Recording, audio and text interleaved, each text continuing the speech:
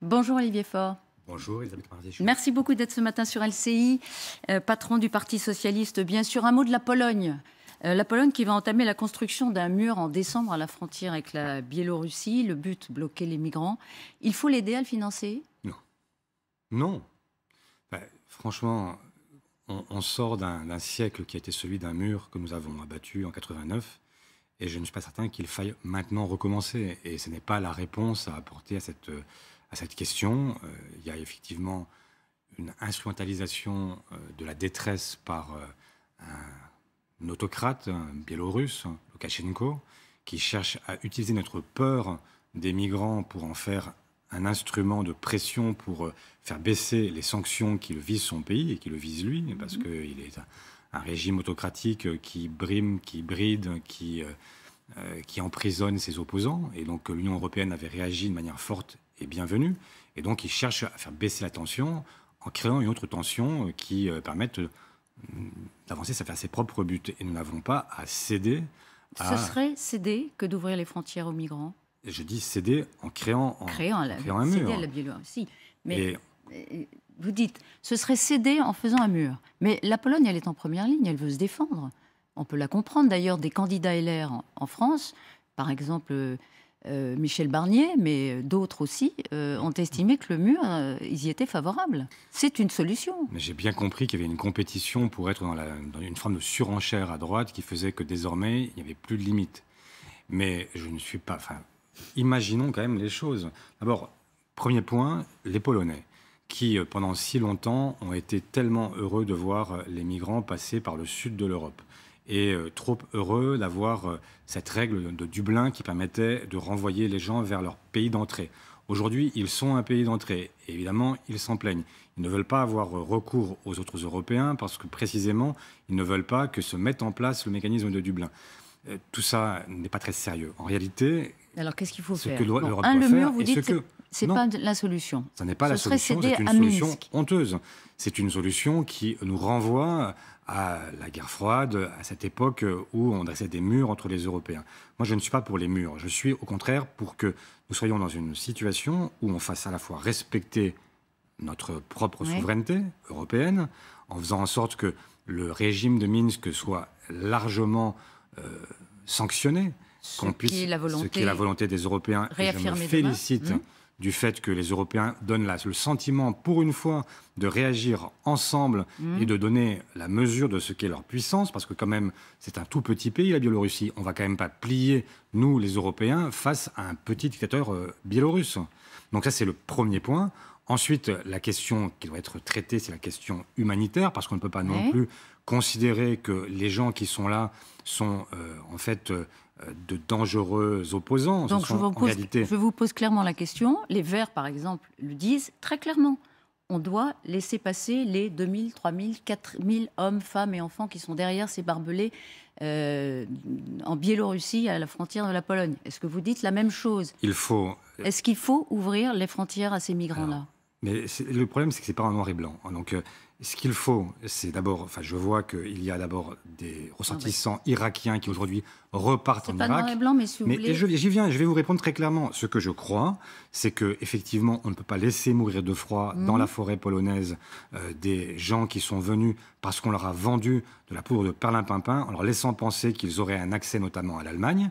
Donc ça, c'est pas possible de les laisser mourir. Et donc, il faut pouvoir traiter de manière humanitaire, c'est-à-dire qu'il y a un accès pour le HCR, qu'il y a un accès pour les organisations humanitaires. Donc il faut aller les aider là-bas, du côté biélorusse. Et vérifier, pas les faire rentrer en Europe. Celles et ceux qui peuvent bénéficier du droit d'asile, et ceux-là, effectivement, les faire rentrer. Donc, et dans tous les cas de figure... les dossiers un à un du côté biélorusse et accueillir les réfugiés qui sont en droit d'obtenir l'asile. Bien sûr, l'honneur de l'Europe, c'est d'avoir toujours accepté le droit d'asile. Et donc, il faut effectivement, et surtout, éviter, il y a des enfants, il y a des femmes, il y a des gens qui sont en fait dans la forêt par -2, -3, -4 en ce moment.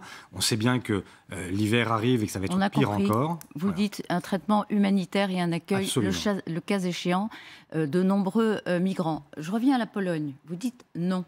Non, on ne va pas revoir des murs. Est-ce que le cas échéant, il faut que l'Europe, l'Union européenne, envisage des sanctions contre son pays membre, la Pologne, qui érige un mur?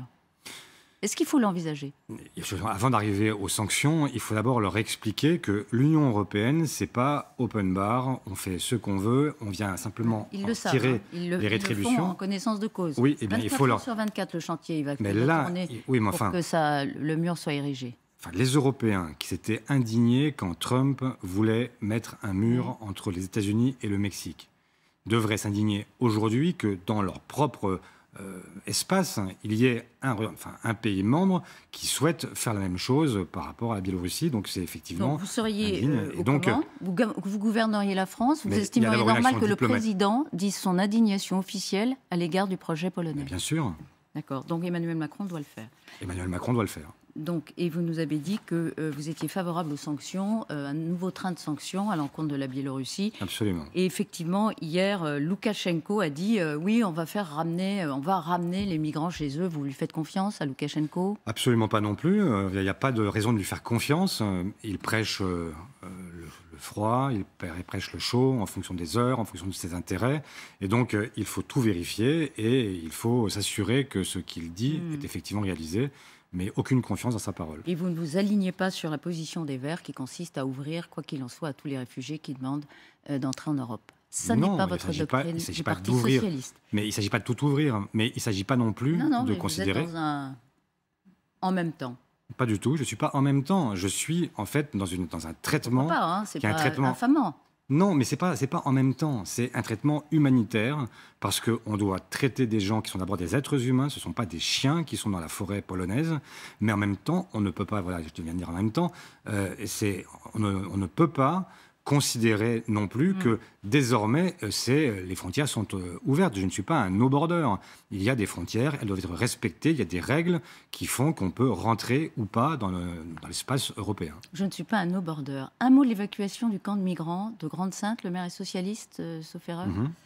Près de Dunkerque, là, depuis quelques minutes, c'est en cours. C'est la préfecture des Hauts-de-France qui a donné l'ordre d'évacuer ce camp où 1500 migrants vivent. Le nombre de migrants a triplé en à peine 2 mois pour des raisons d'ordre public, aussi de préservation des conditions de vie des habitants de Grande-Synthe, c'est nécessaire.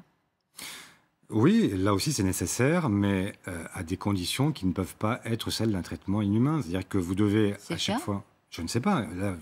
L'information vient de tomber. Je ne sais pas ce qui se passe exactement.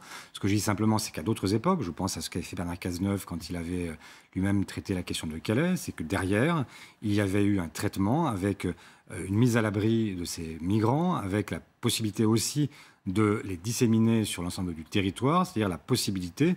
Quand vous avez des milliers de gens qui se massent à un endroit, ça devient vite très difficilement supportable. En revanche, j'ai des exemples innombrables de petits villages qui ont accepté d'avoir une famille de migrants. Dans ma propre circonscription, nous avons accueilli des Syriens, quelques familles. Ça s'est très bien passé, personne n'en a jamais rien su. Et ces familles-là se sont parfaitement intégrées. Et donc, ces migrants sont traités... À l'échelle d'un pays, quelques milliers de personnes, ça n'est rien. Les 1500 migrants, il faut tous les accueillir. Ils veulent tous aller en Grande-Bretagne. L'Angleterre ne fait pas le boulot, si je puis dire. Elle les ramène en France. Oui, alors là, on va partir dans un autre débat, qui est effectivement les accords du Touquet. Et donc, est-ce qu'on les remet en cause ou pas? Oui, il faut les remettre en cause. Il faut considérer que les Britanniques ne font pas ce qu'ils s'étaient engagés à faire. Et donc, il faut à un moment leur mettre leurs responsabilités aussi en face. Ils ne veulent rien. Enfin, ils sont brexiteurs. Ils considèrent qu'ils n'ont pas de devoir vis-à-vis du continent. Et donc, il y a là une vraie difficulté qu'il faut traiter avec eux. Et je rappelle que l'accord du Touquet, que je vois aujourd'hui la droite dénoncer, ont été signés sous Nicolas Sarkozy. Éric Zemmour a affirmé que François Hollande a préféré que des Français meurent plutôt que d'empêcher des migrants de venir en France. Il a réaffirmé devant le Bataclan, où il s'est rendu samedi, le jour anniversaire du 13 novembre, que François Hollande savait qu'il allait y avoir des attentats. Est-ce qu'il a commis une faute, une double faute, par sa déclaration et par sa présence? Mais comme diraient mes enfants, celui-là, il est né avant la honte. Enfin, franchement, qu'est-ce que c'est que cette histoire? Quelle est cette façon, d'abord le 13 novembre, de venir polémiquer devant le Bataclan et d'expliquer que le chef de l'État, François Hollande, aurait, à un moment, sciemment laissé rentrer des gens dont il savait qu'ils avaient perpétré des attentats sur le sol français? Mais quelle honte! Quel scandale! Et je sais bien que la campagne a mal démarré. Oui. Mais enfin, mal démarré parce que Zemmour y est, vous voulez dire? Parce qu'aujourd'hui, on a atteint un niveau de violence dans les propos, et y compris parfois au-delà des propos, hein, par l'ambiance que ça crée. Et désormais, on voit que ça a libéré une forme de parole de haine, de racisme. On a maintenant des gens qui étaient en fait condamnés par la justice, qui ont pignon sur médias, qui, comme Renaud Camus, viennent s'exprimer aux heures de grande écoute. Enfin, on est quand même dans Pas sur LCI. Hein. Pas sur LCI, vous avez raison, mais c'est quand même juste incroyable d'avoir libéré ces mauvaises énergies et d'avoir donné le sentiment d'avoir donné une légitimité à des paroles, à des pensées qui sont hautement condamnables et qui sont normalement qui relèvent de la justice. Vous connaissez l'argument, il y a 15% de Français qui, enfin même plus dans certains sondages, hein, qui suivent pour l'instant la ligne d'Éric Zemmour. D'abord, ce sont des sondages. Vous ne pouvez pas les traiter tous de racistes. Mais je ne traite pas ça. Je dis simplement qu'il y a des gens qui sont dans la nébuleuse Zemmour, qui sont connus pour racisme, qui ont été condamnés pour ça, et lui-même l'a été à plusieurs reprises. Vous voulez faire quoi, les empêcher de parler? Mais je dis simplement que l'audience qu'on leur donne, le fait que tout le débat tourne désormais autour de ces provocations, est en fait une insulte à l'intelligence collective. Une insulte à l'intelligence collective? Oui, bien sûr. Alors, vous disiez que la campagne a mal démarré, sans faire aucun lien. Celle d'Hidalgo a très mal démarré, d'une certaine façon, parce qu'elle devait décoller à partir du moment où elle était intronisée, investie, etc. Elle n'a pas décollé. Qu'est-ce qui se passe? Ça ne prend pas. Vous êtes d'accord, d'abord? La candidature d'Anne Hidalgo, à ce stade, ne prend pas. Moi, je ne sais pas comment... je ne veux pas commenter en permanence les sondages. C'est quand même extraordinaire. C'est un peu facile quand ils sont mauvais. Mais c'est pas... Je le faisais pas davantage quand ils étaient bons à d'autres époques. Donc, non, mais c'est vrai. On ouvre la boîte à archives. Mais on peut ouvrir la boîte à archives si vous voulez. Alors, qu'est-ce qui se passe? Je dis simplement que c'est pas possible. Est-ce que la candidature d'Anne Hidalgo décolle? Est-ce que vous ne pensez pas, Isabelle Pointichou, que la meilleure question que vous ayez à me poser, c'est est-ce que ça a un intérêt qu'Anne Hidalgo soit candidate et présidente de la République demain? Et ça, à cette question-là, je peux vous répondre, je peux vous dire oui, il y a un intérêt, parce que sur la question des loyers, sur la question du pouvoir d'achat, sur la question de la santé... C'est un peu embêtant.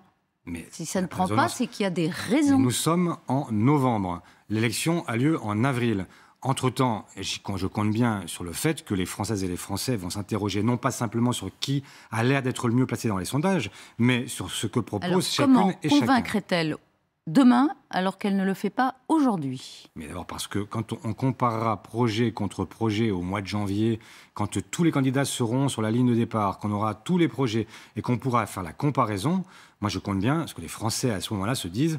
Mais écoutez, moi les 5 prochaines années, je préfère les passer avec quelqu'un qui, sur le pouvoir d'achat, a décidé de mettre le paquet, qui a décidé de revaloriser les petits métiers, les métiers les moins bien payés, qui a décidé de faire en sorte que l'égalité entre les femmes et les hommes soit assurée, y compris sur le plan salarial, qui soit prête à se battre pour que les Français n'aient pas plus du tiers de leurs revenus consacrés à leur loyer. Ça, c'est des questions qui l'intéressent. Sur la santé, qui ne sont pas encore très clairs. Les yeux dans les yeux, comme dirait l'autre, Olivier Faure. Est-ce qu'elle va gagner la présidentielle? Mais ça, c'est les Français qui le diront, les yeux dans les yeux. Moi, vous dites pas oui. Mais c'est pas que je peux... Mais comment voulez-vous? Si je vous disais oui, vous me diriez, écoutez, on est en démocratie, non? On a pris date, on ressortira aussi là. Mais non, on est en démocratie, donc c'est pas moi qui décide. Moi, si la question que vous me posez, c'est de dire, est-ce que vous pensez qu'elle peut gagner cette élection présidentielle? Les yeux dans les yeux, je vous réponds. Et elle ira jusqu'au bout. Et elle ira jusqu'au bout aussi. Elle ira jusqu'au bout parce que vous ne pouvez pas dire autre chose. Mais il y a des éléments. Si vous faites les questions et les réponses, je m'en vais. Non, mais avouez que vous ne pouvez pas me dire le contraire. C'est juste une question de principe. Mais non, c'est pas une question de principe. Ou alors dites-moi le contraire. Ça, ce sera un scoop. Oui, dites-moi, Olivier Faure. Par exemple, sur le temps de travail. Je l'ai entendu l'autre jour au grand jury sur LCI. Je n'ai pas très bien compris. Elle dit on va travailler, etc. Votre conviction sur le temps de travail, qu'est-ce qu'il faut qu'elle propose? Une baisse du temps de travail hebdomadaire à 32 heures? Non, pas du tout, c'est pas ce qu'elle a dit. Non, justement, on ne comprend pas ce qu'elle a dit. Ce qu'elle a dit, c'est que... Ça n'a pas été précis. Ce qu'elle a dit, et que je crois avoir compris comme vous, c'est que, en fait, la question de la réduction du temps de travail pouvait être posée par les partenaires sociaux et les entreprises dans lesquelles, aujourd'hui, la question du travail sur 4 jours est posée et qu'on ne peut pas l'interdire. On peut même parfois l'inciter pour ceux qui le souhaitent en les accompagnant, mais il ne s'agit pas d'une baisse généralisée du temps de travail. Personne ne l'a proposé. Donc il n'y aura pas de proposition chiffrée, par exemple la semaine de 32 heures dans le programme d'Anne Hidalgo. Absolument. Il y aura la proposition d'une grande négociation sociale, un Grenelle qui déterminera sur les salaires et sur le temps de travail. Notamment sur la question des salaires, d'abord sur la question des salaires, et en prenant comme point cardinal la question de l'utilité sociale. Pourquoi ? Parce qu'aujourd'hui, nous avons une hiérarchie salariale qui ne tient absolument pas compte de ces métiers dont on a pourtant dit qu'ils tenaient ce pays debout et qui sont aussi aujourd'hui, malheureusement, parmi les plus mal rémunérés. Je voudrais faire amende honorable devant vous, Olivier Faure, parce qu'hier, j'ai parlé d'une polémique à Bagnolet, près de Paris. Et contrairement à la présentation que j'en ai faite, le maire socialiste de la ville, que vous connaissez bien, Tony Di Martino, soutiendrait, selon l'hebdomadaire Marianne, une association indigéniste et il lui a octroyé 1000 mètres carrés de surface. Pourquoi j'en parle ? Parce que d'après Marianne, Front de Mer, cette association créée par Fatima Ouassak estime que l'école républicaine humilie les parents noirs, arabes et musulmans. Êtes-vous serein quand vous confiez vos enfants à l'école le matin, écrit-elle dans un texte qui explique pourquoi ils ne doivent pas l'être sereins. Vous connaissez bien Tony Di Marino ? Je le connais, mais je ne connais pas cette association. Et ce que j'entends là est complètement condamnable, évidemment. Et donc vous condamnez l'octroi, si c'est Marianne qui l'a fait, je le vérifierai, bien sûr. L'octroi de 1000 mètres carrés à cette association Front de Mer. Absolument.